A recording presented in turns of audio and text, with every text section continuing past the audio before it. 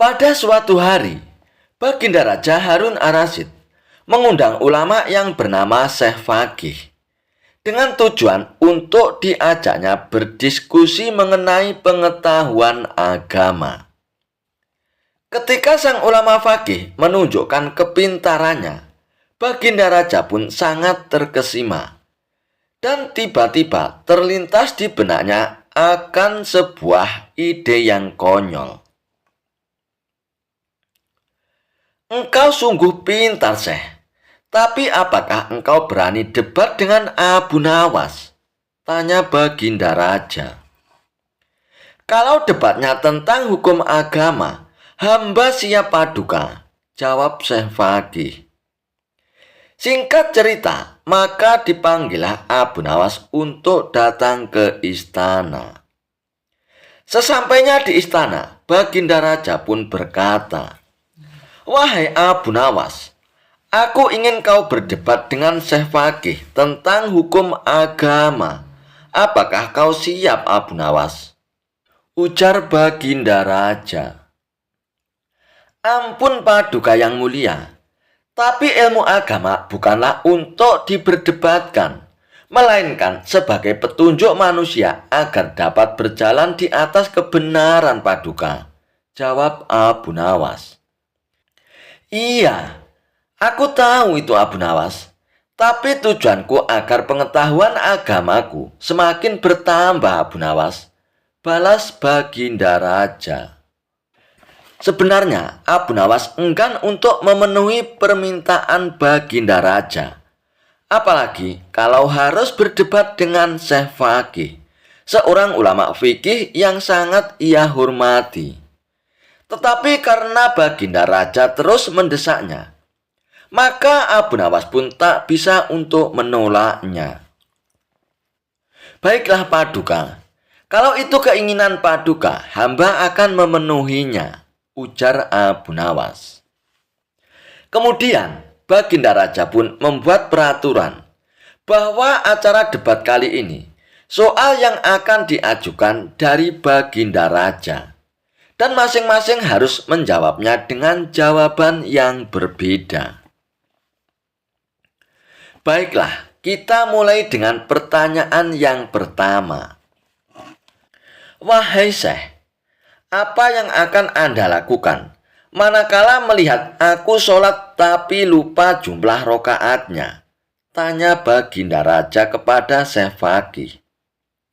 "Saya akan menegur paduka dan menyuruh paduka untuk sujud sahwi sebagai pengganti rokaat yang terlupa paduka," jawab Syekh Faqih. "Sekarang giliran kamu untuk menjawabnya, Abu Nawas. Apa yang akan kamu lakukan manakala melihat aku sholat tapi lupa dengan jumlah rokaatnya?" tanya Baginda Raja. "Apakah paduka yakin ingin mengetahui jawaban hamba? Dan apakah paduka tidak akan marah?" kata Abu Nawas balik bertanya. "Tentu saja aku mau, Abu Nawas. Dan kenapa aku harus marah?" timpal Baginda Raja. "Baiklah paduka yang mulia, untuk menjawab pertanyaan tersebut, hamba butuh sebuah tongkat kayu paduka," balas Abu Nawas. "Untuk apa tongkat kayu, Abu Nawas?" tanya Baginda Raja dengan heran. "Untuk mempraktekkan jawaban hamba paduka," jawab Abu Nawas. Kemudian Baginda Raja pun memerintahkan prajuritnya untuk membawakan tongkat kayu dan diberikan kepada Abu Nawas. Awalnya Baginda Raja pun mengira bahwa jawaban yang akan Abu Nawas tunjukkan sebuah jawaban yang unik dan menarik. Tapi tiba-tiba kepala Baginda Raja dipukul pakai tongkat kayu itu oleh Abu Nawas. Dan sontak saja Baginda Raja pun teriak kesakitan. "Hai Abu Nawas, kurang ajar kau ini. Apa maksud dari perbuatanmu ini, Abu Nawas?" bentak Baginda Raja. "Ini adalah jawaban hamba atas pertanyaan yang paduka berikan," kata Abu Nawas. Maksudmu ini apa, Abu Nawas? Kata Baginda Raja bertambah emosi. Begini Paduka yang mulia, saat Paduka menemui tamu seorang raja, apakah Paduka pernah lupa tidak pakai baju? Tanya Abu Nawas. Ya tidak pernah lah Abu Nawas, jawab Baginda Raja.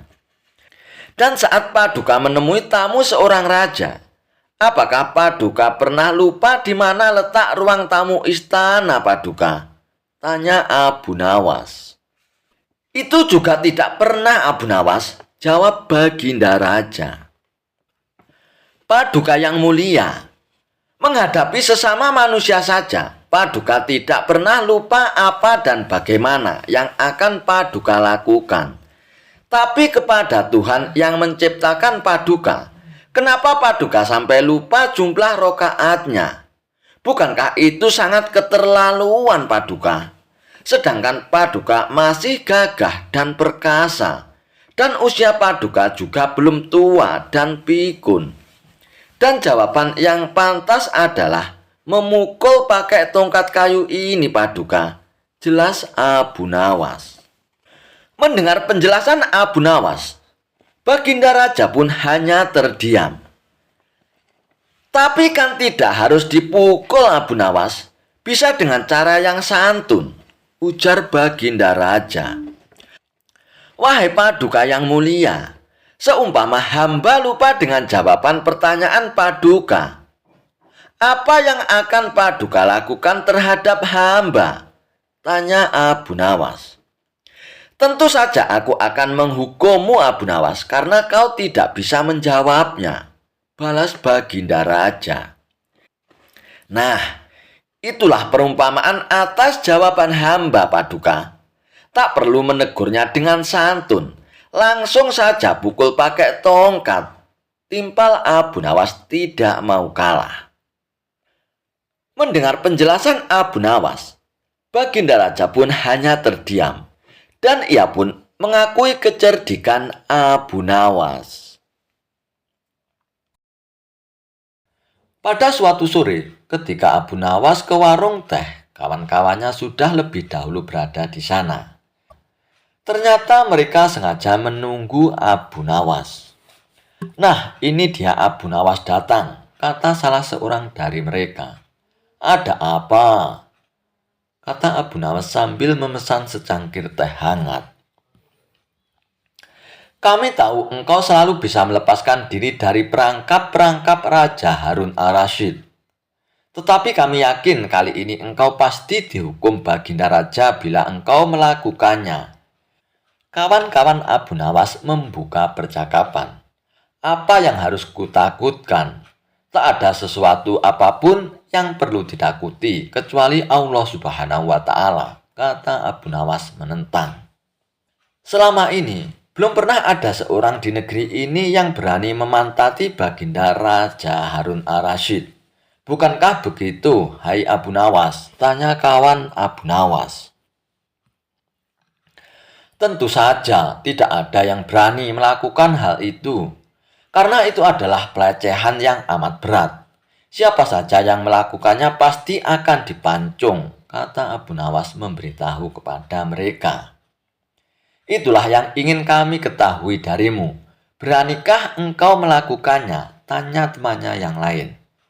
Sudah kukatakan bahwa aku hanya takut kepada Allah Subhanahu wa Ta'ala saja. Sekarang apa taruhannya bila aku bersedia melakukannya? Abu Nawas balik bertanya. 100 keping uang emas. Selain itu Baginda harus tertawa pada saat engkau pantati, tanya mereka. Bukan Abu Nawas namanya jika tidak bisa menyelesaikan sesuatu masalah. Ia menyanggupi tawaran yang amat berbahaya itu dan kembali pulang ke rumahnya. Kawan-kawan Abu Nawas merasa tidak yakin Abu Nawas sanggup untuk memantati Baginda dan membuat Baginda Raja tertawa. Karena tantangan ini sangat berat, maka kali ini Abu Nawas pun harus berhadapan dengan Al-Gujub pemenggal kepala. Minggu depannya, Baginda Raja Harun al-Rasyid akan mengadakan jamuan kenegaraan. Para menteri, pegawai istana, dan orang-orang dekat Baginda diundang, termasuk juga Abu Nawas. Abu Nawas merasa hari-hari berlalu dengan cepat, karena ia harus menciptakan jalan keluar yang paling aman bagi keselamatan lehernya dari pedang Al-Gojo. Tetapi bagi kawan-kawan Abu Nawas, hari-hari terasa amat panjang, karena mereka sudah tidak sabar menunggu pertaruhan yang amat mendebarkan itu. Persiapan-persiapan di halaman istana sudah mulai. Baginda Raja menginginkan acara itu akan digelar dengan meriah. Baginda tidak ingin mengecewakan para tamunya, terkhusus untuk raja-raja dari negeri sahabat yang datang. Akhirnya, hari yang dijanjikan pun telah tiba. Semua tamu sudah datang kecuali Abu Nawas. Kawan-kawan Abu Nawas yang menyaksikan dari jauh merasa kecewa karena Abu Nawas tidak hadir. Namun ternyata mereka keliru. Abu Nawas bukan tidak datang, tetapi terlambat sehingga Abu Nawas duduk di tempat yang paling belakang. Ceramah-ceramah yang mengesankan mulai disampaikan oleh para ahli pidato. Kemudian giliran Baginda Raja Harun al-Rasyid menyampaikan pidatonya. Setelah menyampaikan pidato, Baginda melihat Abu Nawas duduk sendirian di tempat yang tidak ada karpetnya. Karena merasa heran, Baginda pun bertanya, "Mengapa engkau tidak duduk di atas karpet, Abu Nawas?" "Paduka yang mulia, hamba aturkan terima kasih atas perhatian Baginda. Hamba sudah merasa bahagia duduk di sini," kata Abu Nawas. "Wahai Abu Nawas, majulah dan duduklah di atas karpet. Nanti pakaianmu kotor karena duduk di atas tanah," Baginda Raja menyarankan. "Ampun tuanku yang mulia, sebenarnya hamba ini sudah duduk di atas karpet," jawab Abu Nawas dengan santai. Baginda Raja bingung mendengar pengakuan Abu Nawas karena Baginda melihat sendiri Abu Nawas duduk di atas lantai. "Karpet yang mana yang engkau maksudkan itu, wahai Abu Nawas?" tanya Baginda masih bingung. "Karpet hamba sendiri, tuanku yang mulia. Sekarang hamba selalu membawa karpet kemanapun hamba pergi," jawab Abu Nawas seolah-olah menyimpan misteri.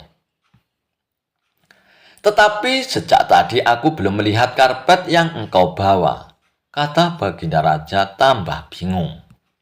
"Baiklah Baginda yang mulia, kalau memang ingin tahu, maka dengan senang hati hamba akan menunjukkan kepada Paduka yang mulia," kata Abu Nawas sambil beringsut-ingsut ke depan.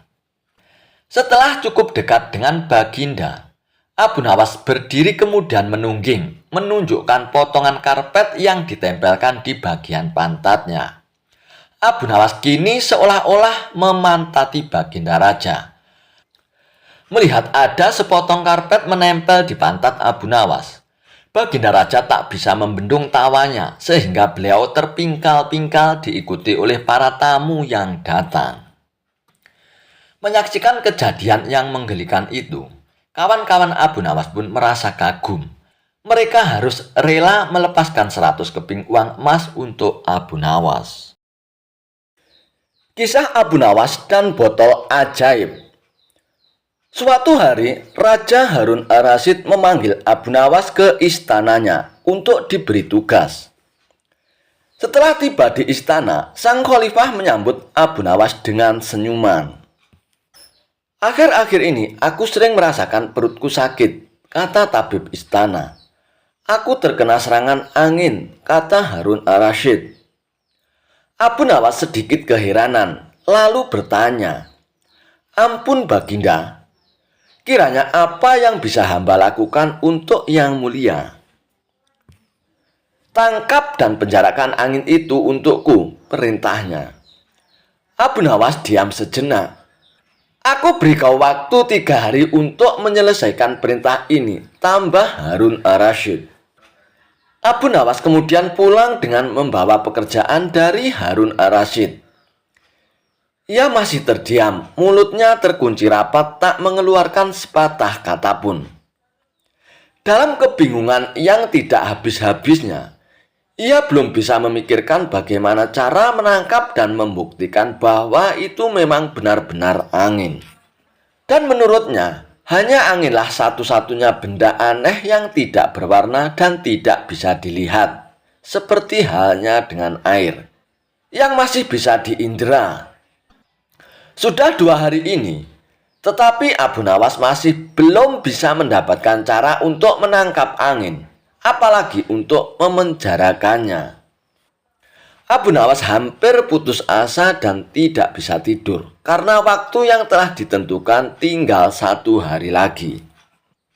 Ia pun mondar-mandir untuk memikirkan cara. Tiba-tiba ia tersadar dan berkata kepada dirinya sendiri, "Bukankah jin itu tidak terlihat?" Ia pun beranjak dan menyiapkan alat-alat yang dibutuhkan dan berjalan menuju istana. Kemudian menyerahkan sebuah botol kepada sang raja. "Mana angin itu, Abu Nawas?" tanya Raja Harun al-Rasyid. "Ada di dalam botol itu, Yang Mulia," jawab Abu Nawas. "Benarkah aku tidak melihat apa-apa?" kata sang khalifah. "Ampun Baginda, angin tidak bisa dilihat, tetapi jika tuanku ingin tahu angin, tutup botol tersebut harus dibuka terlebih dahulu," jawab Abu Nawas. Setelah tutup botol itu dibuka, Raja Harun al-Rasyid mencium bau busuk. Dengan marah ia berkata kepada Abu Nawas, "Bau apa ini, Abu Nawas?" "Ampun Baginda, tadi hamba buang angin, lalu hamba memasukkan ke dalam botol tersebut. Karena takut angin yang hamba masukkan itu keluar, maka hamba menutupnya," kata Abu Nawas dengan sangat ketakutan. Tetapi Harun al-Rasyid tidak jadi marah karena apa yang dikatakan Abu Nawas memang masuk akal. Dan begitulah, ia pun akhirnya selamat dan sang khalifah pun memberikan hadiah kepada Abu Nawas. Kisah Abu Nawas dan rumah sempit. Pada suatu hari, ada seorang laki-laki datang ke rumah Abu Nawas. Lelaki itu hendak mengeluh kepadanya mengenai masalah yang sedang dihadapinya. Dia sedih karena rumahnya terasa sempit ditinggali banyak orang. "Abu Nawas, aku memiliki seorang istri dan 8 anak. Namun rumahku begitu sempit. Setiap hari mereka mengeluh dan merasa tak nyaman tinggal di rumah. Kami ingin pindah dari rumah tersebut, tetapi tidak mempunyai uang. Tolong katakanlah padaku apa yang harus kulakukan," kata lelaki itu kepada Abu Nawas. "Tolong katakan padaku bagaimana solusinya untuk memecahkan masalah ini, Abu Nawas." Mendengar hal itu, Abu Nawas kemudian berpikir sejenak. Tak beberapa lama, sebuah ide terlintas di kepala Abu Nawas. "Kamu mempunyai domba di rumah?" tanya Abu Nawas kepada lelaki itu. "Aku tak menaiki domba, jadi aku tak memilikinya, Abu Nawas," jawab lelaki itu. Setelah mendengar jawabannya, dia minta lelaki tersebut untuk membeli seekor domba dan menyuruhnya untuk menaruh domba itu di dalam rumahnya. Pria itu pun kemudian menuruti usul Abu Nawas dan kemudian pergi membeli seekor domba. Keesokan harinya, dia datang lagi ke rumah Abu Nawas. "Bagaimana ini, Abu Nawas?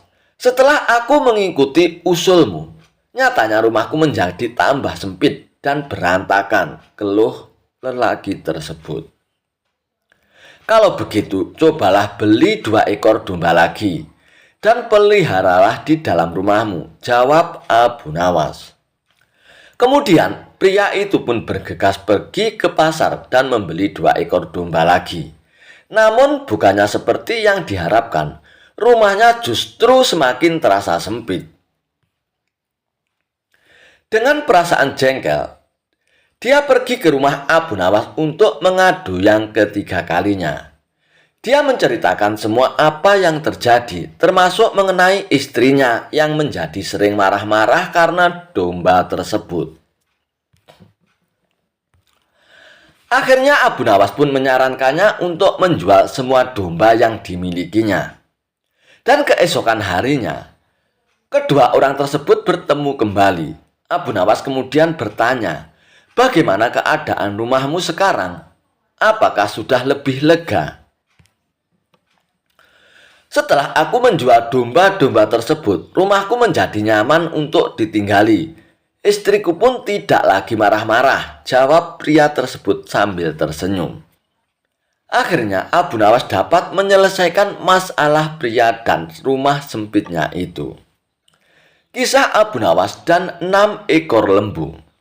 Suatu hari, Raja Harun ar-Rasyid memanggil Abu Nawas untuk menghadap ke istana. Raja ingin menguji Abu Nawas.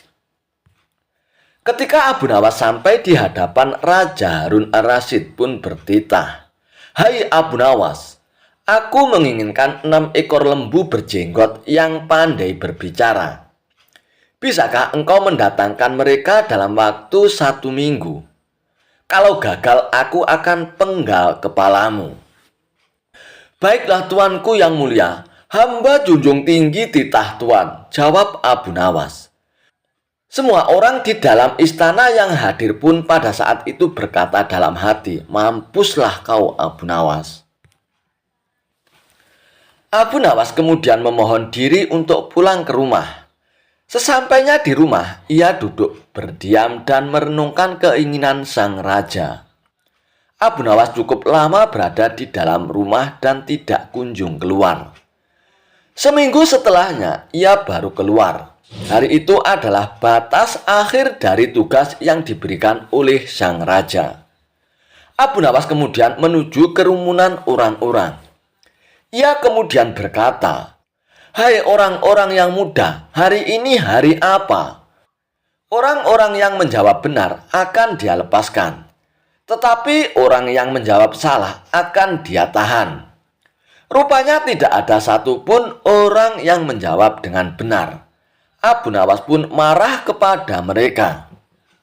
"Begitu saja kok tidak bisa menjawab? Kalau begitu, mari kita menghadap raja untuk mencari tahu kebenaran yang sesungguhnya," ujar Abu Nawas. Keesokan harinya, istana dipenuhi oleh warga yang ingin menonton kesanggupan Abu Nawas membawa 6 ekor lembu berjenggot. Sampai di depan raja, Abu Nawas pun menghanturkan sembah dan duduk dengan khidmat. Raja berkata, "Hai Abu Nawas, mana lembu berjenggot yang pandai bicara itu?" Abu Nawas pun kemudian menunjuk 6 orang yang dibawanya sambil berkata, "Inilah mereka Paduka Raja."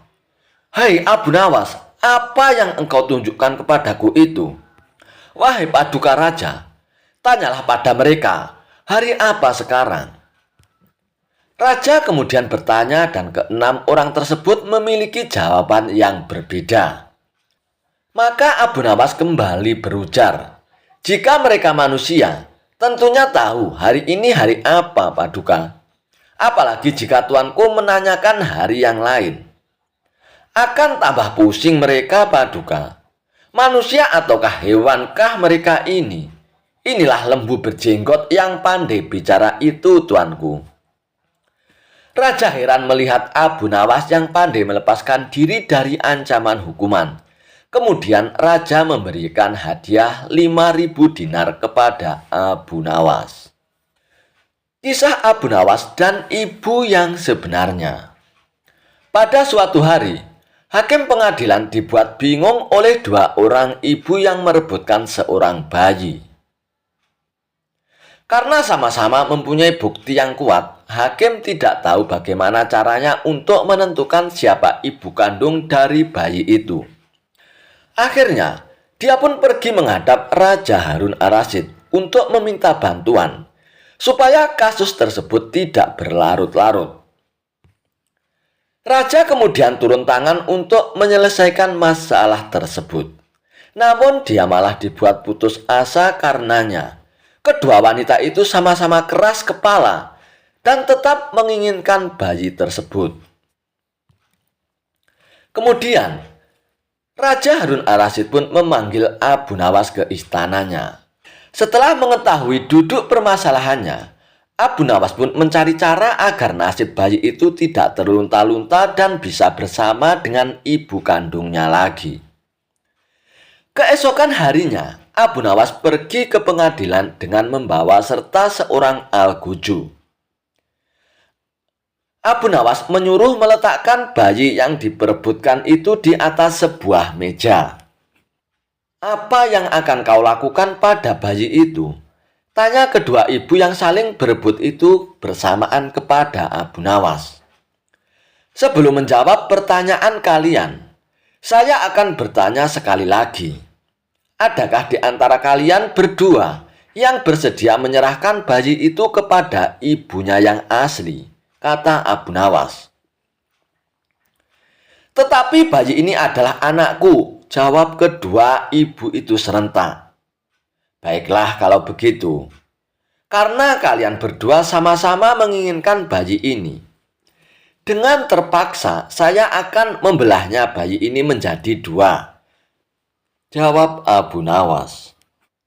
Mendengar jawaban tersebut, perempuan pertama sangat bahagia dan langsung menyetujui usulan Abu Nawas. Sementara itu perempuan yang kedua menangis histeris dan memohon agar Abu Nawas tidak melakukan hal tersebut. "Tolong jangan belah bayi itu. Serahkan saja pada wanita itu. Aku rela asalkan dia tetap hidup," ucap wanita yang kedua sambil menangis. Dan puaslah Abu Nawas ketika mendengar jawaban itu. Akhirnya Abu Nawas pun tahu siapa ibu dari bayi itu yang sebenarnya. Lalu ia pun menyerahkan bayi tersebut kepada perempuan yang kedua yang merupakan ibu kandungnya. Setelah itu, Abu Nawas meminta agar pengadilan menghukum wanita yang pertama sesuai dengan kejahatannya.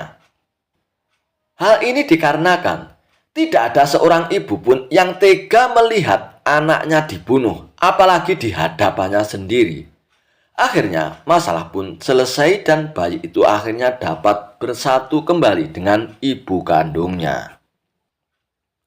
Kisah Abu Nawas, obat sulit tidur untuk Raja Harun ar-Rasyid. Suatu malam, Raja Harun ar-Rasyid kesulitan untuk tidur. Malam sudah semakin larut dan raja belum juga merasakan kantuk. Raja kemudian memanggil salah satu pengawal istana. Raja pun berkata, "Umumkan kepada seluruh rakyat, barang siapa yang bisa membuat raja tertidur akan diberikan 10 koin emas." Pengawal istana pun kemudian bergegas memberikan isyarat kepada bawahannya agar bergerak cepat untuk mengumumkan titah sang raja kepada rakyat. Setelah itu, datanglah dua orang yang kebetulan pada malam itu juga kesulitan untuk tidur. Mendengar penjelasan dari pengawal istana, mereka berminat untuk mengikuti sayembara itu. Namun, kedua peserta tersebut pun gagal membuat raja bisa tertidur. Cerita yang dibawakan dua peserta tersebut justru malah membuat raja semakin sulit untuk tertidur. Hingga sampailah Abu Nawas yang menawarkan diri untuk mengikuti sayembara. Setelah dipersilakan, Abu Nawas pun mulai bercerita. "Baginda, dahulu ada seekor raja semut yang kurang kerjaan. Ia masuk ke kuping sebelah kanan seseorang yang sedang tidur. Keluar lagi, masuk lagi, keluar lagi, kemudian masuk lagi.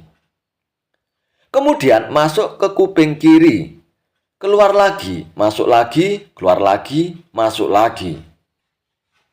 Raja kesal mendengar kisah yang dituturkan oleh Abu Nawas. Menurut sang raja, cerita Abu Nawas tidak menarik dan membuat raja merasa bosan. Sehingga ia pun menguap dan memiringkan tubuhnya membelakangi Abu Nawas. Perlahan raja pun menutup matanya dan mulai tertidur. Pagi harinya, Abu Nawas masuk lagi ke istana dengan mengendarai kereta. 10 karung diangkat ke dalam kereta satu persatu. Penjaga pintu istana geleng-geleng kepala ketika kereta itu keluar dari gerbang. Abu Nawas tertidur pulas di atas tumpukan karung emas dengan suara mendengkur yang keras. Kisah Abu Nawas dan telur unta. Suatu hari Baginda Raja Harun Ar-Rasyid diserang penyakit yang sangat aneh. Tubuhnya terasa kaku dan pegal semua. Suhu badannya naik dan dia tidak kuat untuk melangkah. Kondisi ini membuat Baginda tidak nafsu makan sehingga sakitnya bertambah parah. Berbagai tabib sudah didatangkan ke istana untuk mengobati Baginda Raja. Akan tetapi tidak satu pun yang berhasil. Baginda Raja tidak mau menyerah begitu saja. Tekad beliau untuk segera sembuh dan beraktivitas lagi sangatlah besar. Baginda Raja akhirnya membuat sebuah pengumuman sayembara. Barang siapa dapat menyembuhkan Baginda Raja, maka dia akan diberikan hadiah yang besar. Berita sayembara itu pun sampai ke telinga Abu Nawas. Ia pun tertarik untuk mengikutinya. Ia mulai memutar otaknya memikirkan cara menyembuhkan Baginda Raja. Tidak beberapa lama kemudian, Abu Nawas pun menuju ke istana untuk mengajukan diri mengobati Baginda Raja. Baginda Raja pun sangat terkejut melihat pengajuan diri Abu Nawas. Mengingat ia bukanlah seorang tabib, rasanya Abu Nawas tidak mungkin dapat mengobati Baginda Raja. "Wahai Abu Nawas, setahuku kamu itu bukan seorang tabib, tapi mengapa engkau mengikuti sayembara ini?" tanya Baginda Raja dengan heran. Abu Nawas pun hanya tersenyum mendengar pertanyaan Baginda Raja. Dengan segala kecerdasan pikirannya, akhirnya Abu Nawas berhasil meyakinkan Baginda Raja untuk mempercayainya. Abu Nawas mulai dengan menanyakan kondisi Baginda Raja, mengobservasi dan menganalisa penyakit yang dialami Baginda Raja. Baginda Raja mengeluhkan kepada Abu Nawas jika ia tidak mengerti apa penyakit yang sedang dia alami. Karena belum ada satu orang tabib pun yang berhasil mengobatinya. Ia mengeluhkan rasa sakit dan panas di sekujur tubuhnya. Abu Nawas pun tertawa ketika mendengar keluhan sakit Baginda Raja. Hahaha. Baginda Raja pun merasa tersinggung dengan respon Abu Nawas yang tertawa tersebut. "Hai Abu Nawas, kenapa engkau tertawa mendengar keluhanku?" tanya Baginda Raja dengan kesal. "Tidak, Paduka. Kalau penyakit seperti itu gampang sekali menemukan obatnya," jawab Abu Nawas. Raja pun terkejut mendengar jawaban Abu Nawas. Beliau kemudian bertanya, "Jadi apa obatnya dan di mana kita bisa menemukannya obatnya itu, Abu Nawas?" tanya Baginda Raja. "Oh, obatnya itu gampang, Paduka, yaitu telur unta. Paduka Raja bisa mendapatkannya di kota Baghdad. Tapi ada syaratnya," jelas Abu Nawas. "Apa syaratnya, Abu Nawas?" tanya Baginda Raja ingin segera tahu. "Syaratnya adalah Baginda Raja sendiri yang harus menemukan obat tersebut dan bukan mengutus orang lain untuk mencarinya," jelas Abu Nawas. Tanpa pikir panjang, Baginda Raja pun menerima syarat dari Abu Nawas tersebut. Baginda Raja segera bergegas menuju Baghdad dan menyamar sebagai rakyat biasa, dan dikawal oleh beberapa pengawal kerajaan yang juga menyamar. Sesampainya di kota Baghdad, mereka pun mengitari seluruh sudut pasar mencari penjual telur unta. namun mereka tidak pernah kunjung menemukan telur unta yang dicarinya. Baginda Raja dan para pengawal terus berusaha mencari, tetapi hanya mendapatkan kelelahan, keletihan, dan keringat saja. Baginda Raja pun mulai menggerutu dan memikirkan hukuman yang akan diberikan kepada Abu Nawas, karena memintanya untuk mencari obat yang tidak pernah ditemukannya. Baginda Raja dan pengawal pun bergegas kembali ke istana. Dan ketika hendak berangkat, ia melihat seorang kakek tua yang sedang berjalan. Baginda Raja pun segera menghampirinya. "Hai kek, bolehkah saya bertanya sesuatu?" tanya Baginda Raja.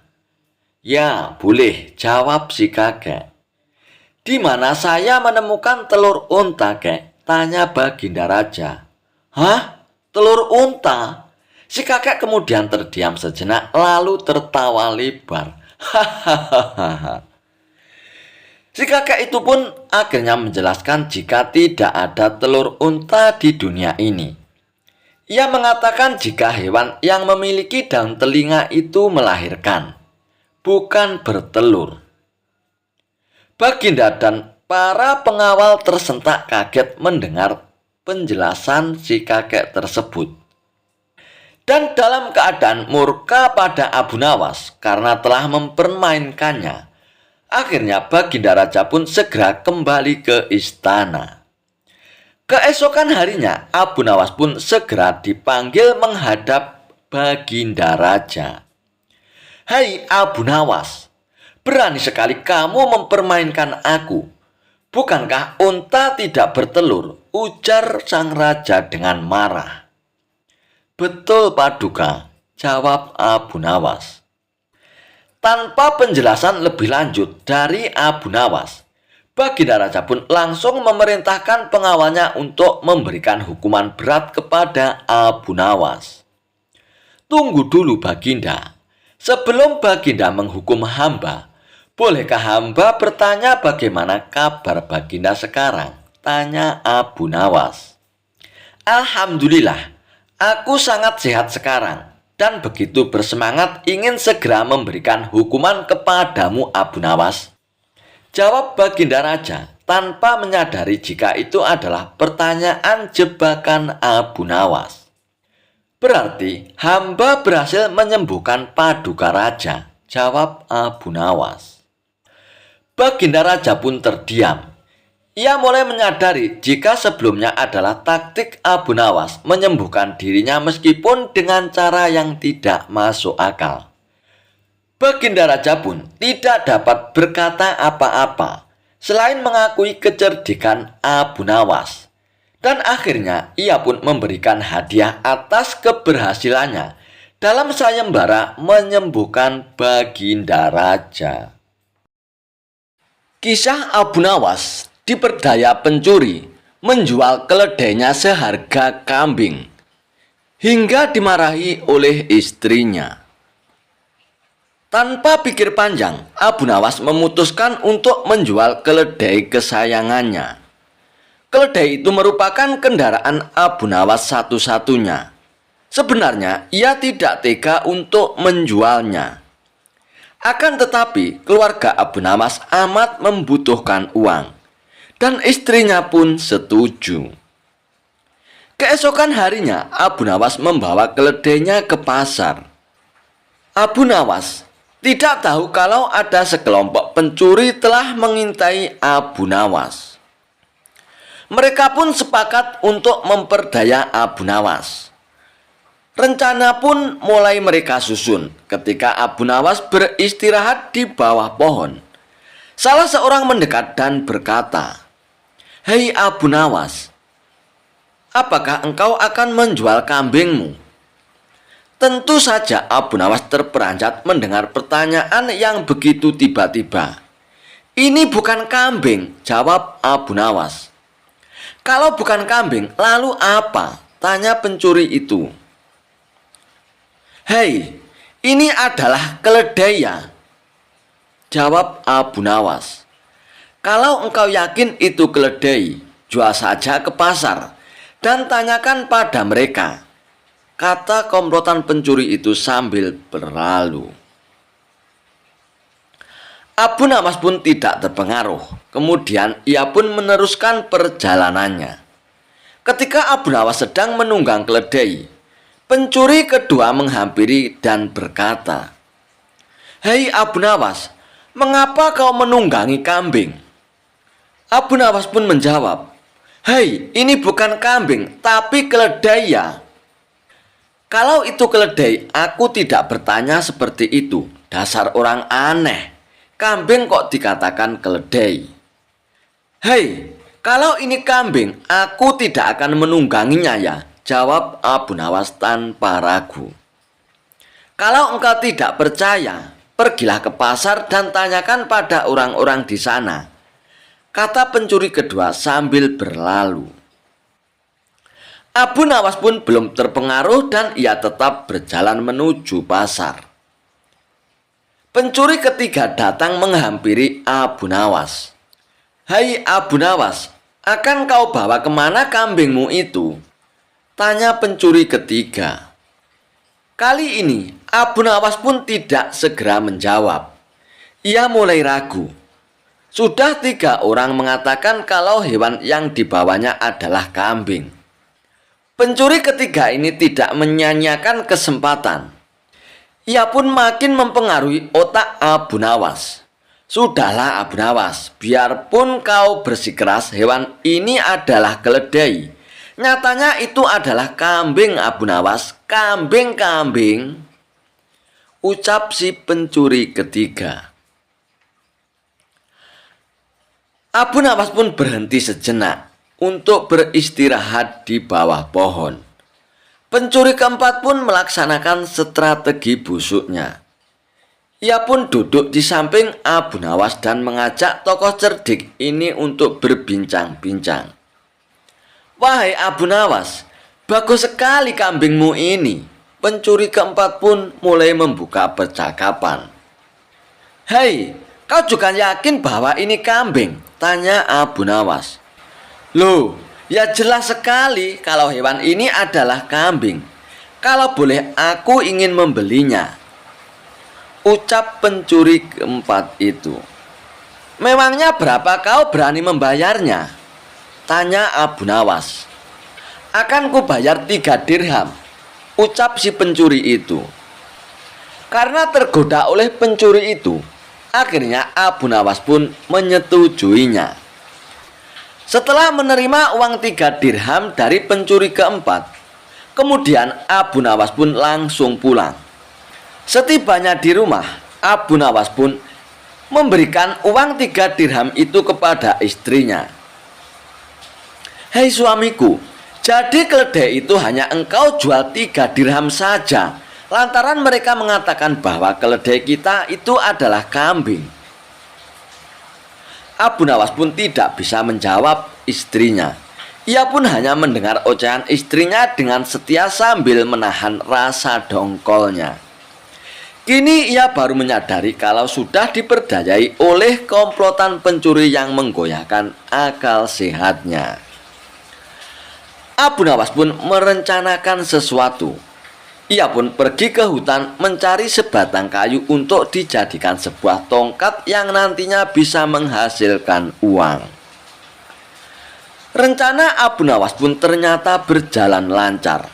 Hampir semua orang membicarakan keajaiban tongkat Abu Nawas. Berita ini juga terdengar oleh para pencuri yang telah menipu Abu Nawas. Mereka langsung tertarik, bahkan mereka melihat sendiri ketika Abu Nawas membeli barang atau makanan tanpa membayar, tetapi hanya dengan mengacungkan tongkatnya saja. Mereka pun berpikir, kalau tongkat Abu Nawas itu bisa dibelinya, mereka akan kaya karena hanya dengan mengacungkan tongkat itu, mereka akan mendapatkan apa yang mereka inginkan. Akhirnya mereka pun mendekati Abu Nawas dan berkata, "Hai Abu Nawas, apakah tongkatmu itu kau jual?" tanya pencuri itu kepada Abu Nawas. "Tidak," jawab Abu Nawas dengan cueknya. Tetapi kami bersedia membelinya dengan harga yang amat tinggi, Abu Nawas, kata mereka. Memangnya berapa kamu berani membelinya? Kata Abu Nawas berpura-pura merasa tertarik. 100 dinar uang emas, kata mereka tanpa ragu-ragu. Tetapi tongkat ini adalah tongkat wasiat satu-satunya yang aku miliki, kata Abu Nawas sambil tetap berpura-pura tidak ingin menjual tongkatnya. Dengan uang 100 dinar engkau sudah bisa hidup enak, Abu Nawas. Rayu mereka makin penasaran. Abu Nawas pun diam beberapa saat, sepertinya merasa keberatan sekali. Lalu Abu Nawas pun berkata, "Oke, baiklah kalau begitu," kata Abu Nawas. Kemudian Abu Nawas pun menyerahkan tongkatnya, dan ia pun menerima 100 dinar uang emas. Lalu Abu Nawas pun segera melesat pulang. Para pencuri itu segera mencari warung terdekat untuk membuktikan keajaiban tongkat yang baru mereka beli dari Abu Nawas. Seusai makan, mereka pun mengacungkan tongkat itu kepada pemilik kedai itu. Tentu saja pemilik kedai pun marah. "Apa maksudmu mengacungkan tongkat itu padaku?" ucap pemilik kedai itu dengan nada marah kepada para pencuri itu. "Bukankah Abu Nawas juga mengacungkan tongkat ini dan engkau membebaskannya?" tanya para pencuri itu. "Memang benar, tapi engkau harus tahu bahwa Abu Nawas menitipkan sejumlah uang kepadaku sebelum ia makan di sini," jelas pemilik kedai itu kepada pencuri. "Gila, ternyata kita tidak mendapatkan keuntungan sama sekali. Menipu Abu Nawas, kita malah rugi besar, kawan," umpat para pencuri dengan rasa dongkol. Dijebak raja, Abu Nawas harus bertelur. Baginda Raja masih penasaran ingin mengalahkan argumen Abu Nawas. Maka dirancang siasat Abu Nawas harus bertelur. Siasat ini diatur sedemikian rupa agar Abu Nawas harus bertelur seperti ayam. Kata Baginda Raja, "Pokoknya jebakan agar Abu Nawas harus bertelur ini tidak boleh gagal." Baginda sudah sangat yakin siasatnya kali ini akan berhasil. Abu Nawas yang selalu memiliki argumen saat dikerjai memang membuat geram Raja. Raja ingin sekali sosok Abu Nawas ini bisa dipermalukan. Baginda Raja memiliki kebiasaan setiap akhir pekan berendam di kolam air hangat. Para menterinya selalu menemani di kolam rendam sambil berdiskusi ringan. Ide menjebak Abu Nawas harus bertelur juga saat Baginda Raja berendam di air hangat ini. Kata Baginda Raja, "Akhir pekan nanti kita akan mengundang Abu Nawas turut berendam bersama. Nanti kalian semua datang lebih awal. Siapkan telur ayam di dalam kolam," kata Baginda Raja. "Nanti saya akan perintahkan semua yang bersama kita di kolam rendam harus bisa bertelur. Bagi yang tidak bisa akan dihukum." Begitu Baginda Raja mengatur siasatnya. Para menteri pun tertawa mendengar siasat Baginda Raja. Mereka semua sudah membayangkan bagaimana Abu Nawas harus bertelur dan gagal. Baginda Raja akan memberinya hukuman, maka label Abu Nawas cerdas akan langsung ambiar. Begitu pikiran para menteri dan Baginda Raja. Tibalah akhir pekan yang direncanakan. Abu Nawas tanpa curiga datang memenuhi undangan Baginda Raja.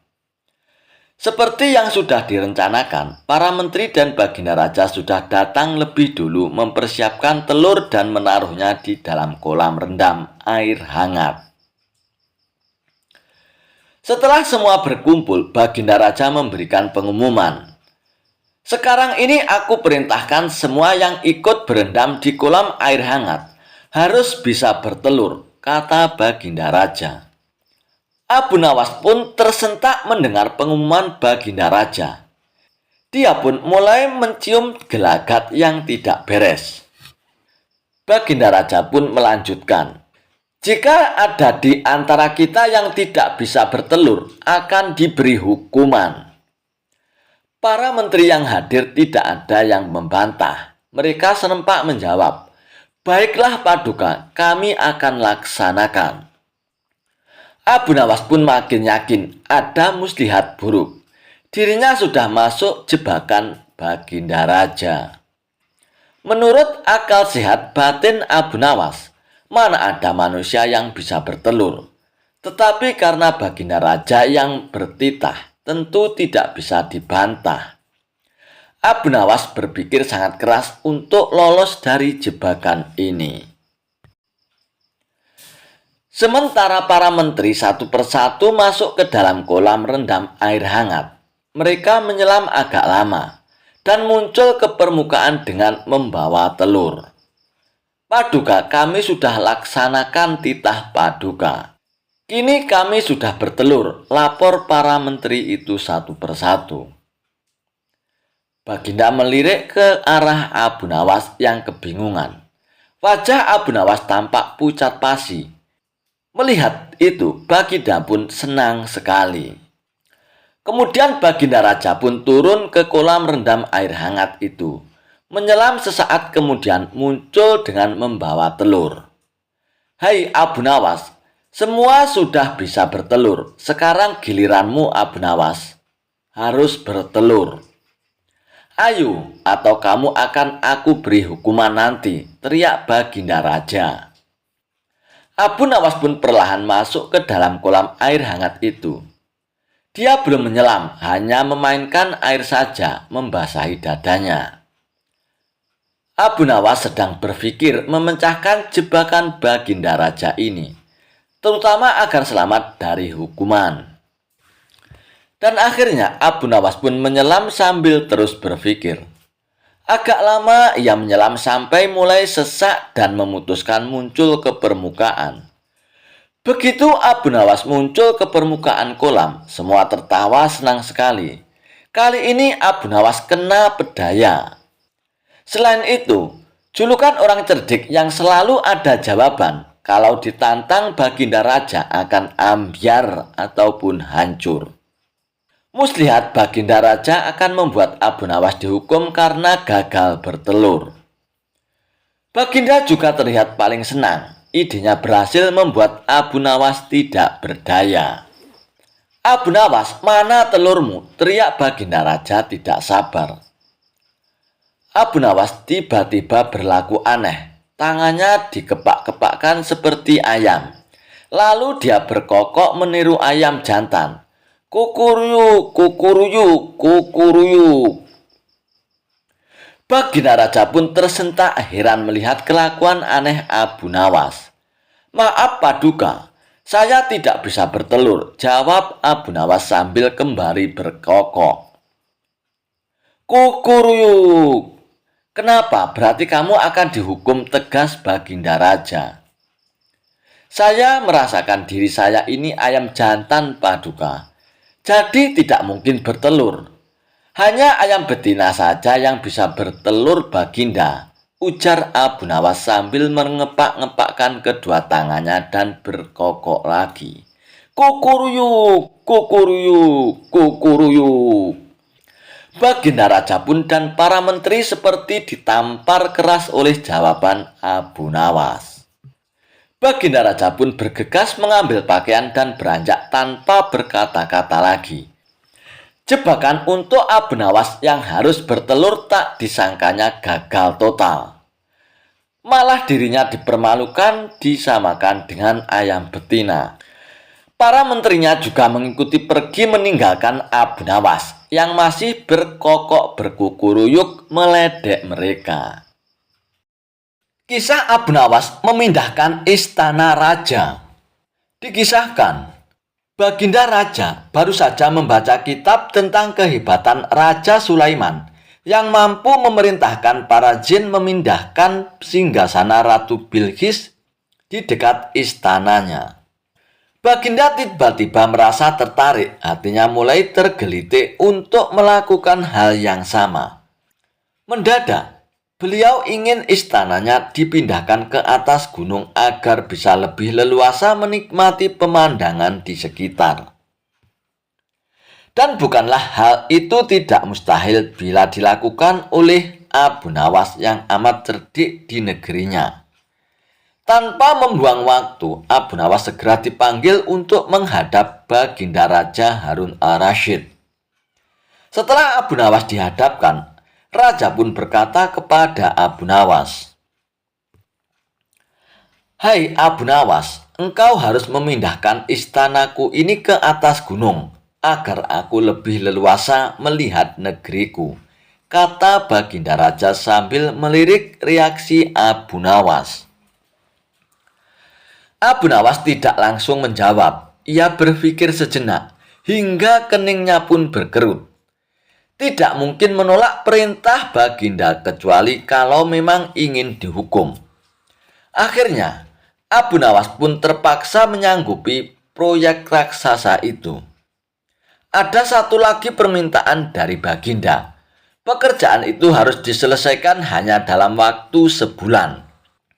Abu Nawas pun pulang dengan hati yang bimbang. Setiap malam ia hanya berteman dengan rembulan dan bintang-bintang. Hari-hari dilewati dengan kegundahan. Tak ada hari yang lebih berat dalam hidup Abu Nawas kecuali hari-hari ini. Tetapi pada hari yang ke-9 ia tidak lagi merasakan gundah gulana. Keesokan harinya Abu Nawas pun menuju istana. Ia menghadap Baginda Raja untuk membahas pemindahan istana. Dan dengan senang hati, Baginda akan mendengarkan apa yang diinginkan oleh Abu Nawas. "Ampun tuanku Paduka yang mulia, hamba datang ke sini hanya untuk mengajukan usul untuk memperlancar pekerjaan hamba nanti," kata Abu Nawas. "Apa usulmu itu, Abu Nawas?" tanya Baginda Raja. "Hamba akan memindahkan istana Paduka yang mulia tepat pada hari raya Idul Kurban yang kebetulan hanya kurang 20 hari lagi," kata Abu Nawas. "Kalau hanya itu usulmu, baiklah," kata Baginda Raja. "Satu lagi Baginda," Abu Nawas menambahkan. "Apalagi itu Abu Nawas?" tanya Baginda Raja. "Hamba mohon, Baginda menyembelih 10 ekor sapi yang gemuk untuk dibagikan langsung kepada para fakir miskin," kata Abu Nawas. "Usulmu ku terima," Baginda Raja menyetujuinya. Lalu Abu Nawas pun pulang dengan perasaan riang gembira. Kini tidak ada lagi yang perlu dikhawatirkan. Toh nanti bila waktunya sudah tiba, ia pasti akan dengan mudah memindahkan istana Baginda Raja. Jangan hanya memindahkan ke puncak gunung, ke dasar samudra pun Abu Nawas pasti sanggup. Desas-desus mulai tersebar di seluruh pelosok negeri. Hampir semua harap-harap cemas. Akan tetapi sebagian besar rakyat merasa yakin atas kemampuan Abu Nawas. Karena selama ini Abu Nawas belum pernah gagal melaksanakan tugas-tugas aneh yang dibebankan di atas pundaknya. Namun ada beberapa orang yang meragukan keberhasilan Abu Nawas kali ini. Saat-saat yang dinanti-nantikan pun tiba. Rakyat berbondong-bondong menuju lapangan untuk melakukan sholat hari raya Idul Adha. Dan seusai sholat Idul Adha, 10 sapi sumbangan Baginda Raja pun disembelih lalu dimasak, kemudian segera dibagikan kepada fakir miskin. Dan kini giliran Abu Nawas yang harus melaksanakan tugas berat itu. Abu Nawas pun berjalan menuju istana diikuti oleh rakyat. Sesampainya di depan istana, Abu Nawas bertanya kepada Baginda Raja, "Ampun tuanku yang mulia, apakah istana sudah tidak ada orang lagi?" tanya Abu Nawas. Tidak ada, jawab Baginda Raja singkat. Kemudian Abu Nawas berjalan beberapa langkah mendekati istana. Ia berdiri sambil memandangi istana. Abu Nawas pun berdiri mematung, seolah-olah ada yang ditunggu. Benar saja, Baginda Raja akhirnya tidak sabar. Abu Nawas, mengapa engkau belum juga mengangkat istanaku ini? Tanya Baginda Raja. Hamba sudah siap sejak tadi, Baginda Raja, kata Abu Nawas. Apa maksudmu, Abu Nawas? Engkau sudah siap sejak tadi. Kalau engkau sudah siap, lalu apa yang engkau tunggu? Tanya Baginda Raja masih diliputi rasa penasaran. Hamba menunggu istana Paduka yang mulia diangkat oleh seluruh rakyat yang hadir untuk diletakkan di atas pundak hamba. Setelah itu, hamba tentu akan memindahkan istana Paduka yang mulia ke atas gunung, sesuai dengan perintah Paduka yang mulia, kata Abu Nawas. Baginda Raja Harun Ar-Rasyid pun terpana. Beliau tidak menyangka Abu Nawas masih bisa terhindar dari hukumannya. Kisah Abu Nawas, debat tentang telur dan ayam. Melihat ayam betinanya bertelur, Baginda Raja pun tersenyum. Beliau memanggil pengawal agar mengumumkan kepada rakyat bahwa kerajaan mengadakan sayembara untuk umum. Sayembara itu berupa pertanyaan yang mudah tetapi memerlukan jawaban yang tepat dan masuk akal. Barang siapa yang bisa menjawab pertanyaan itu akan mendapatkan imbalan yang amat menggiurkan. 1 pundi penuh uang emas. Tetapi bila tidak bisa menjawab, maka hukuman yang terjadi adalah masuk penjara. Banyak rakyat yang ingin mengikuti sayembara tersebut, terutama orang-orang yang miskin. Namun, mengingat beratnya hukuman yang akan dijatuhkan, maka tak mengherankan bila pesertanya hanya 4 orang saja. Dan salah satu dari peserta tersebut adalah Abu Nawas. Aturan main sayembara itu ada 2. Yang pertama adalah jawaban harus masuk akal. Yang kedua, peserta harus mampu menjawab sanggahan dari Baginda Raja. Pada hari yang telah ditetapkan, para peserta pun sudah siap di depan panggung. Baginda Raja duduk di atas panggung. Beliau memanggil peserta pertama. Peserta pertama maju dengan tubuh gemetar. Baginda Raja pun bertanya, manakah yang lebih dahulu, telur ataukah ayam? Telur, Baginda Raja, jawab peserta pertama. Apa alasannya? Tanya Baginda Raja. Bila ayam lebih dahulu itu, tidak mungkin karena ayam berasal dari telur, Baginda. Kata peserta pertama menjelaskan. Kalau begitu, siapa yang mengerami telur itu? Tanya Baginda Raja. Peserta pertama pun mendadak wajahnya pucat pasi berubah putih seperti kertas. Ia pun tak bisa menjawab. Tanpa ampun, ia pun akhirnya dimasukkan ke dalam penjara. Kemudian, giliran peserta kedua maju. Ia pun berkata, Paduka yang mulia, sebenarnya telur dan ayam tercipta dalam waktu bersamaan. Bagaimana bisa bersamaan? Tanya Baginda Raja. Bila ayam lebih dahulu, itu tidak mungkin karena ayam berasal dari telur, Baginda. Dan bila telur lebih dahulu, itu juga tidak mungkin karena telur tidak bisa menetas tanpa dierami, kata peserta kedua dengan mantap. Bukankah ayam betina bisa bertelur tanpa ayam jantan? Sanggah Baginda Raja memojokkan. Peserta kedua pun kebingungan dan tidak bisa menjawab. Dan akhirnya ia pun dijebloskan ke dalam penjara. Lalu giliran peserta ketiga, ia pun berkata, "Tuanku yang mulia, sebenarnya ayam tercipta lebih dahulu daripada telur." "Sebutkan alasanmu," kata Baginda Raja.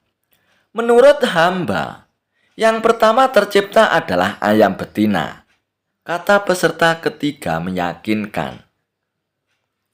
"Lalu bagaimana ayam betina bisa beranak pinak seperti sekarang, sedangkan ayam jantan tidak ada?" kata Baginda memancing. "Ayam betina bisa bertelur tanpa ayam jantan. Telurnya dierami sendiri lalu menetas dan menurunkan anak ayam jantan. Kemudian menjadi ayam jantan dewasa dan mengawini induknya sendiri," ucap peserta ketiga berusaha untuk menjelaskan. "Lalu bagaimana bila ayam betina mati sebelum ayam jantan yang sudah dewasa sempat mengawininya?" tanya Baginda Raja. Peserta ketiga pun tidak bisa menjawab sanggahan Baginda Raja. Lalu ia pun dimasukkan ke penjara. Kini tiba giliran Abu Nawas.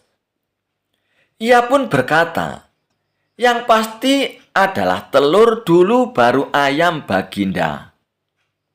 "Coba terangkan secara logis," kata Baginda Raja ingin tahu. "Ayam bisa mengenal telur Baginda, sebaliknya telur tidak bisa mengenal ayam," kata Abu Nawas dengan singkat. Agak lama Baginda Raja merenung. Dan kali ini ia pun tidak menyanggah alasan Abu Nawas, karena alasan Abu Nawas memang masuk akal. Dan akhirnya Abu Nawas pun mendapatkan hadiah dari Baginda Raja.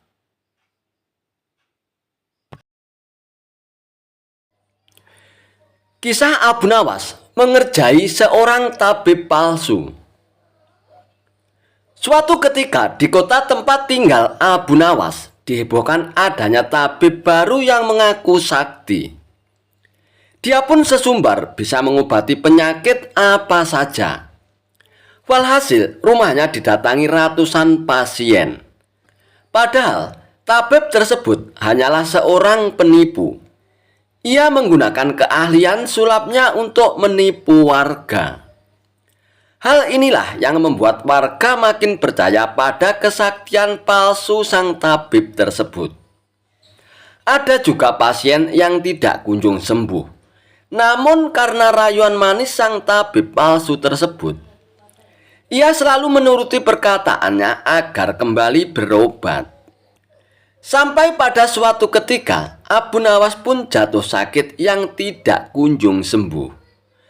Dan atas saran sang istri, Abu Nawas pun disuruh berobat ke tabib tersebut. Kala itu Abu Nawas belum tahu kalau tabib tersebut adalah seorang penipu. Ia pun menuruti saja saran sang istri. Namun sudah 3 kali berobat, sakit Abu Nawas pun tidak kunjung sembuh. Padahal sekali berobat bayarannya adalah 100 dinar. Dan Abu Nawas sudah menghabiskan uang 300 dinar tanpa ada sedikit pun tanda-tanda kesembuhan pada dirinya. Akibatnya Abu Nawas pun mulai curiga, jangan-jangan tabib itu seorang penipu. Seiring berjalannya waktu, Abu Nawas pun sudah sehat seperti sedia kala. Lalu terbesit dalam benak Abu Nawas untuk mengerjai tabib palsu tersebut. "Aku harus mendapatkan 300 dinarku dulu. Tapi bagaimana caranya ya?" tanya Abu Nawas dalam hatinya. Setelah lama berpikir, akhirnya Abu Nawas pun menemukan ide cemerlang. Keesokan harinya, Abu Nawas pun membuka praktek pengobatan. Dan di depan rumahnya dipasang papan bertuliskan sembuh bayar 100 dinar. Kalau tidak sembuh, uang kembali 1000 dinar. Para pasien rencananya berobat ke tabib palsu mendadak memilih datang ke rumah Abu Nawas. Dan akhirnya rumah Abu Nawas pun penuh sesak oleh para pasien. Entah karena kebetulan atau bagaimana, hampir semua pasien yang diobati oleh Abu Nawas berhasil disembuhkan. Sementara rumah sang tabib palsu tersebut terlihat sangat sepi. Tidak ada seorang pasien pun yang datang ke sana. "Hari ini kenapa sepi sekali ya?" tanya sang tabib dalam hatinya. Tidak selang beberapa lama, datanglah asisten tabib palsu tersebut dan mengabarkan berita tentang klinik Abu Nawas. "Tuan, Abu Nawas sekarang buka praktek pengobatan, Tuan," kata asisten melaporkannya. "Apa? Abu Nawas buka praktek pengobatan?" tanya sang tabib kepada asistennya. "Benar, Tuan. Rumah Abu Nawas ramai sekali pasien datang. Itulah kenapa hari ini rumah Tuan sepi pasien." "Oh begitu ya, pantas aku hari ini sepi pasien. Tapi apa memang benar begitu?" tanya sang tabib dengan penasaran. "Saya lihat sendiri, Tuan. Tapi anehnya, pasien yang berobat ke Abu Nawas hampir semua sembuh dari penyakitnya, Tuan," jawab sang asisten. Mendengar penuturan asistennya, muncul sifat asli tabib palsu tersebut.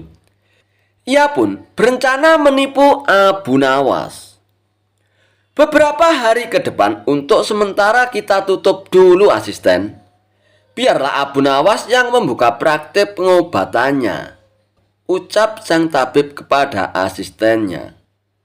"Memangnya kenapa, Tuan?" tanya asisten dengan penasaran. "Aku punya rencana untuk menipu Abu Nawas. Aku pasti akan mendapatkan 1.000 dinar dari Abu Nawas nantinya," jawab tabib palsu tersebut.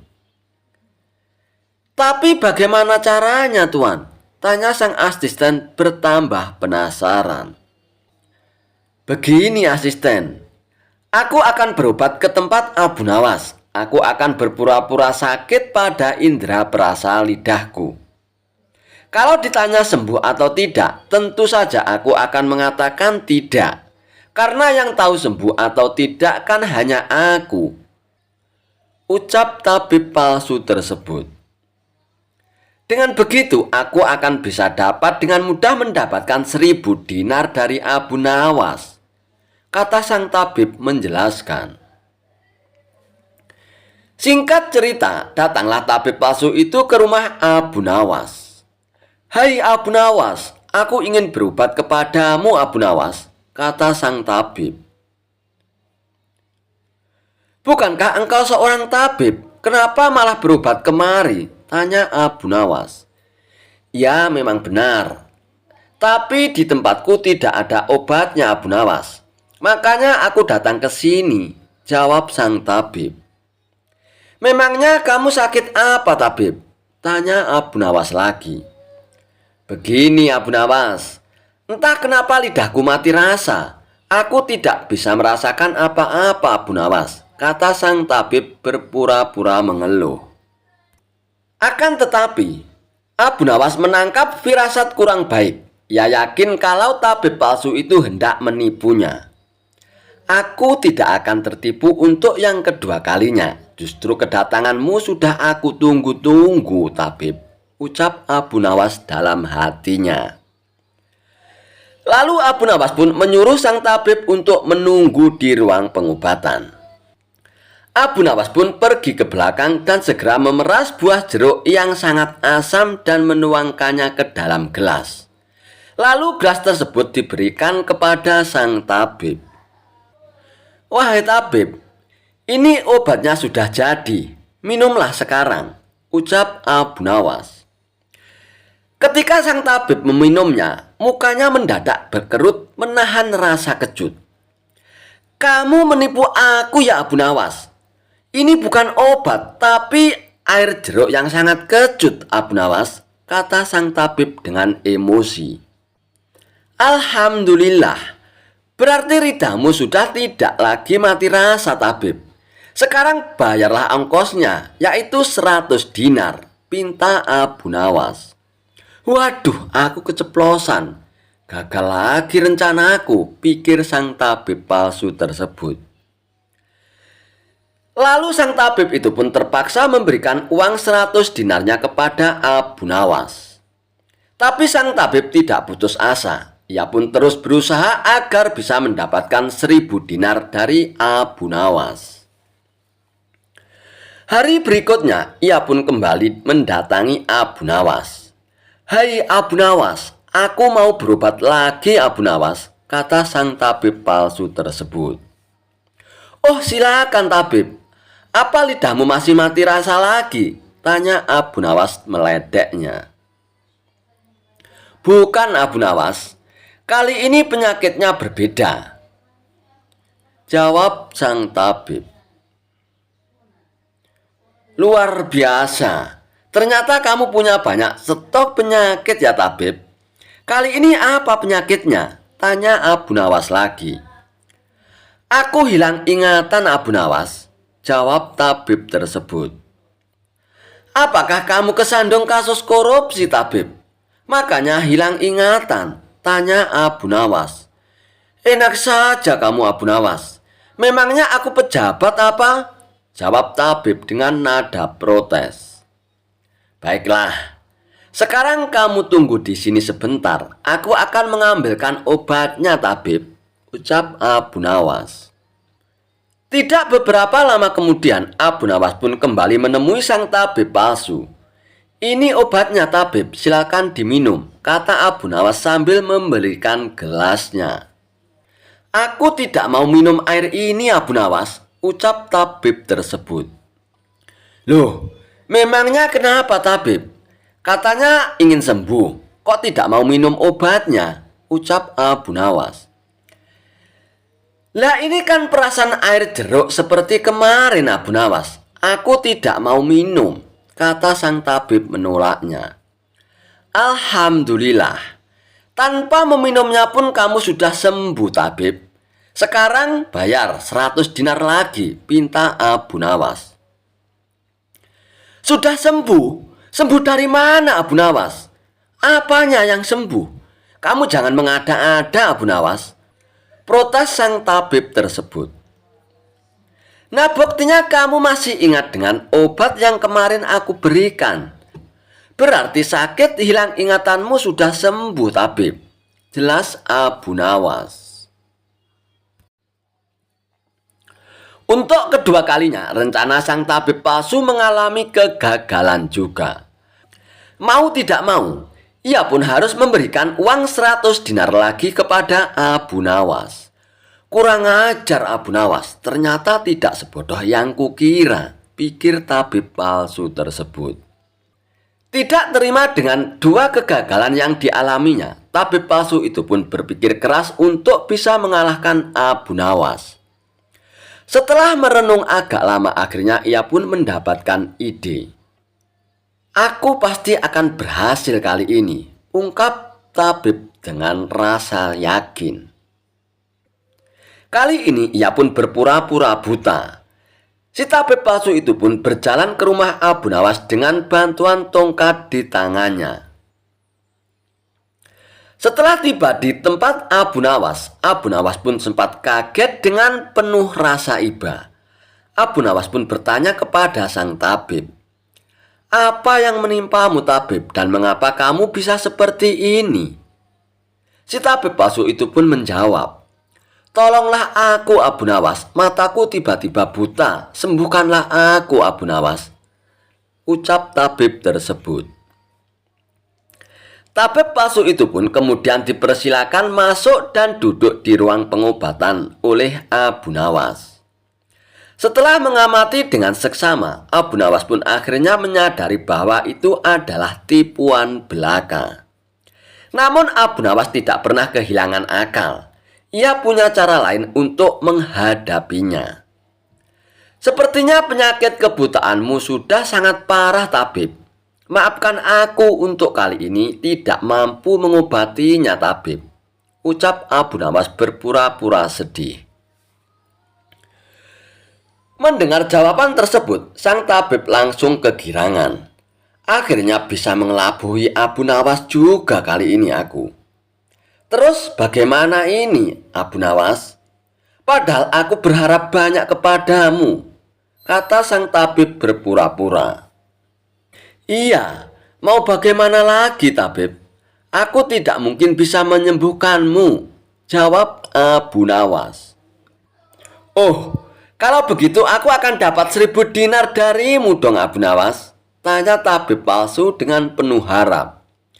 Tentu saja kawan, aku tidak mungkin berdusta, balas Abu Nawas. Kemudian Abu Nawas pun masuk ke dalam rumah untuk mengambil uang. Ini uangnya 1.000 dinar untukmu, tabib, ucap Abu Nawas sambil memberikan uangnya. Tabib palsu itu pun dengan penuh kegirangan menerima uang tersebut. Tapi setelah uangnya dihitung, ia langsung murka. Hai Abu Nawas, kenapa hanya 10 dinar yang kau berikan? Tegas tabib palsu dengan emosi. Hai tabib, dari mana kamu tahu kalau jumlahnya hanya 10 dinar? Tanya Abu Nawas balik. Uangnya memang ada 10, tapi pecahannya 1 dinar saja ini. Bukan 100 dinar, Abu Nawas. Memangnya aku buta apa? Balas tabib tambah emosi. Alhamdulillah, sekarang kamu sudah sembuh, tabib, kata Abu Nawas sambil mengambil kembali uangnya. Maksudmu ini apa, Abu Nawas? Kenapa uangnya diambil lagi? Tanya tabib dengan kebingungan. Loh, kamu kan sudah sembuh. Sekarang sini bayar 100 dinar, pinta Abu Nawas. Sembuh apanya? Kamu jangan mengada-ada lagi, Abu Nawas, protes tabib tersebut. Bukankah kamu kesini katanya mengalami kebutaan? Tapi kamu bisa membedakan mana pecahan 1 dinar dan pecahan 100 dinar. Berarti matamu tidak buta lagi dan kamu sekarang bisa melihat, tabib, jelas Abu Nawas. Tabib palsu itu pun tidak bisa berkata apa-apa lagi. Ia pun terpaksa memberikan uang 100 dinar lagi kepada Abu Nawas. Dan ia pun akhirnya pergi dengan perasaan kecewa. Aku kapok berurusan dengan Abu Nawas, ucap si tabib palsu tersebut sambil ngeloyor pergi. Kisah Abu Nawas menghitung umur hingga dapat sekantong keping uang emas. Dikisahkan, pada suatu hari di negeri Baghdad, Baginda Raja Harun ar-Rasyid pun berniat merayakan pesta ulang tahun kerajaan bersama dengan seluruh rakyatnya. Pada hari yang telah ditunggu-tunggu pun akhirnya tiba. Rakyat Baghdad dikumpulkan di depan istana. Raja Harun ar-Rasyid pun berdiri dan menyampaikan pesan di depan rakyatnya. Wahai rakyatku yang tercinta, hari ini kita mengadakan pesta ulang tahun kerajaan. Aku akan memberikan hadiah kepada para fakir miskin. Aku juga akan memberi pengampunan kepada para tahanan di penjara dengan mengurangi hukumannya setengah dari sisa hukumannya. Seru Baginda Raja kepada rakyatnya. Mendengar ucapan sang raja, tentu saja rakyat Baghdad pun bahagia. Mereka segera berpesta bersama dan menyantap aneka makanan yang telah disediakan.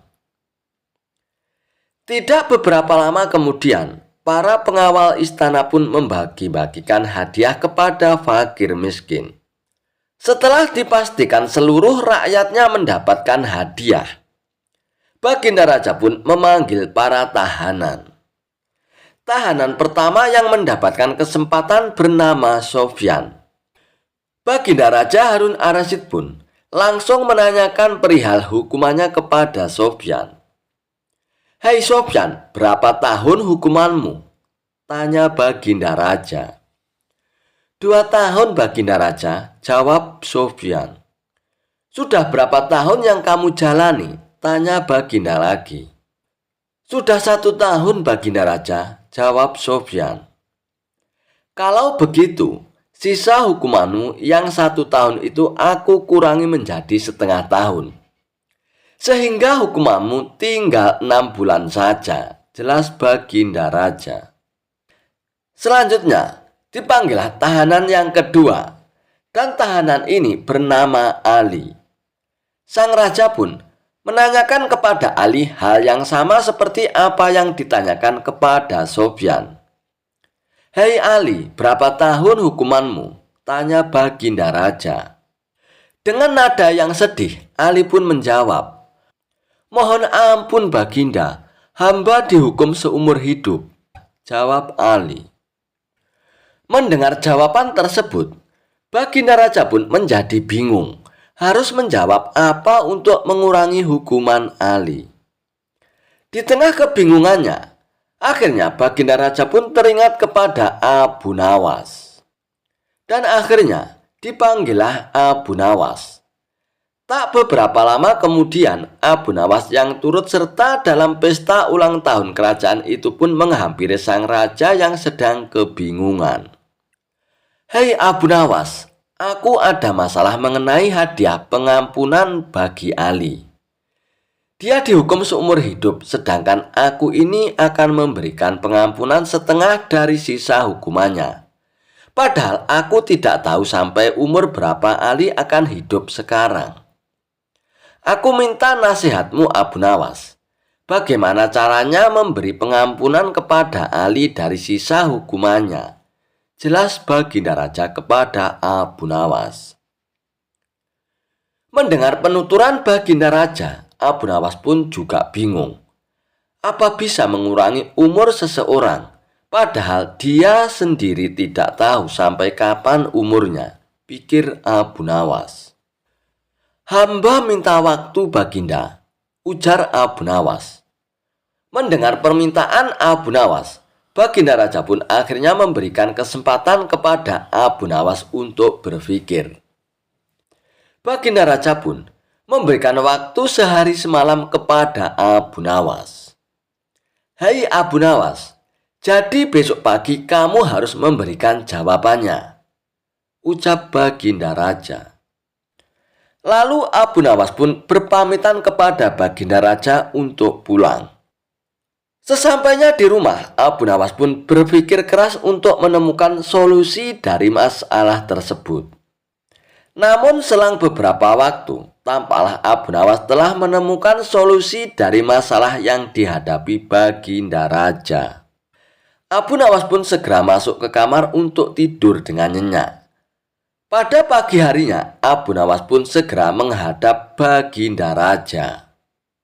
"Hamba sudah mendapatkan cara untuk memecahkan masalah Ali, wahai Baginda Raja," ucap Abu Nawas. "Bagaimana caranya Abu Nawas?" tanya Baginda Raja ingin segera mengetahuinya.